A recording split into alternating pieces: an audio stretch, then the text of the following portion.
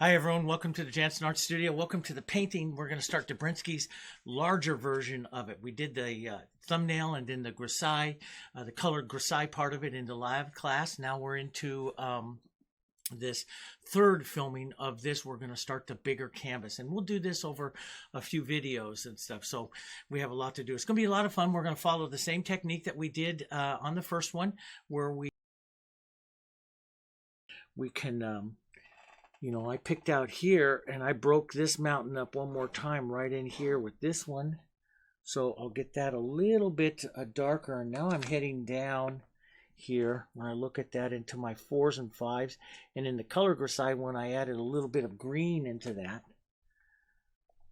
So let's come back down over here. Here's my 6 here. And this is my 3. And I'm going to take that down, darken it down a bit. Maybe put a bit of brown or green into it, just a touch, to that would warm it a bit, dirty it up, model that up. When I put it on, it should go a little darker here. Should appear a little darker, so I could be actually that's kind of nice. So that works somewhere right around there. And like I say, we're going to do a lot, but that comes just a touch bit darker.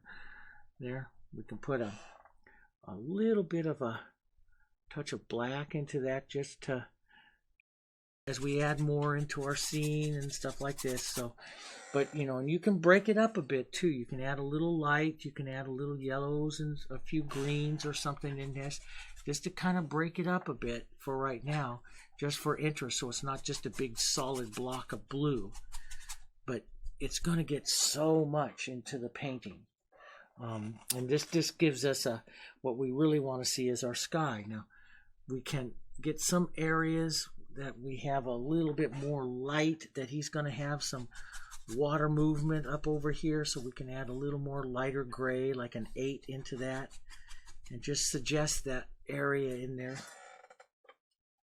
which is we'll have some areas of water movement, and which, as the water is beating around and bubbling and moving, it's reflecting a lot of the light through the painting, and so picking up different movements of light. So we'll just quickly suggest something like that right in there right now.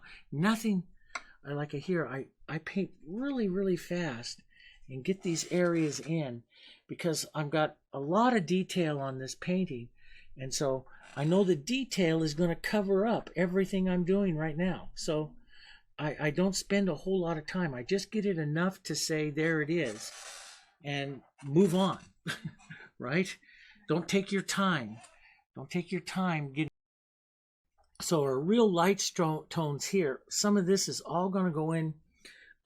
There's just a couple of tones in here, maybe 6, maybe a 7 here with a little yellow. Here, a little 7 with a little bit of yellow.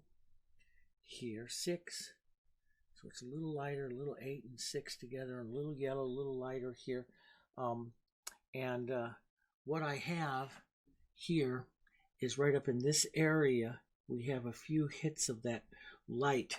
So I'm just going to lightly just touch some of that tone right in there, and just kind of quickly capture the feeling of some of that rock here,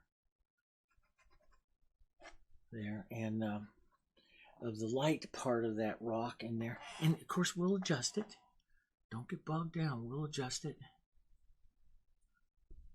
And these, I love painting rocks. They're so much fun to get those planes in. And so that's the real light. Some of the, grab a little more gray with that color. Okay, darken it down, grab just a little more gray with that color. Come back up over here, push some of that color in, and we'll be more definite when we start to build the shapes. But right now we're just painting color. But I want that nice bright color there. It comes back. Just picking up some more of it here. It comes back. It's going to go right up here. It's going to come across this edge right up here like this, and he's going to come across this hillside right up here with some of that. And so we'll start some of that look here right now. Boy, this is going to be a fun painting, Serena. This is going to be great. I love it. I love to start to see the color on it. I want to go, but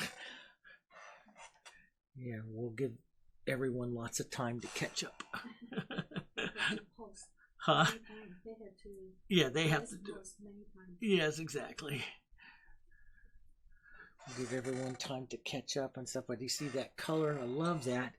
Let's take some of that color down here. So, you know, we'll put a little bit of that right up here on top of this rock. That's the grass on top of the rock right there.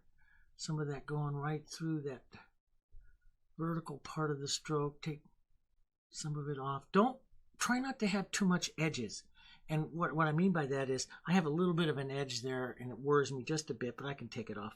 But you don't want to get too much texture or edges because that makes it difficult for you to change the shape later. And you will be changing the shape on some of this. So try to scrub out the color a little bit, trying to not have a perfect application of the color. Scrub it out a little bit, and so we can change it very easy.